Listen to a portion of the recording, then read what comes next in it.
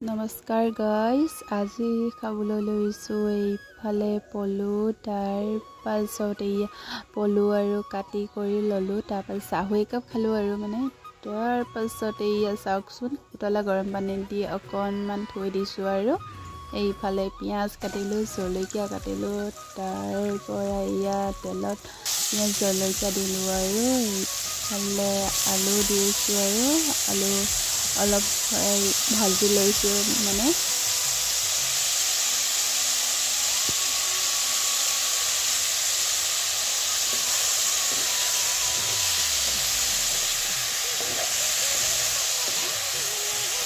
এইফালে আলু ভাজি আছোঁ। তাৰ পাছত কাটিলোঁ বিলাহী। তাৰ পৰা বিলাহী কাটি কৰি হ'ল আৰু তাৰ পৰা পলুকেইটা আৰু খৰাহীত টুকি ল'লোঁ। তাৰপিছত এইফালে আৰু আলু ভাজি আছোঁ। আলু ভাজি অলপ সিজিছে আৰু তাতে দিলোঁ নিমখ, হালধি দিছোঁ আৰু তাৰ পৰা এনেকৈ মছলা দিয়া নাই বাৰু অকণমানো। এইফালে এনেকৈ আৰু বনাই আছোঁ।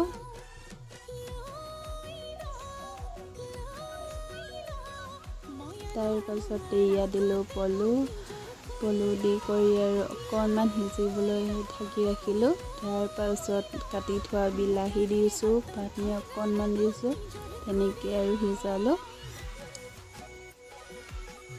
আৰু লৰাই দিছোঁ অকণমান।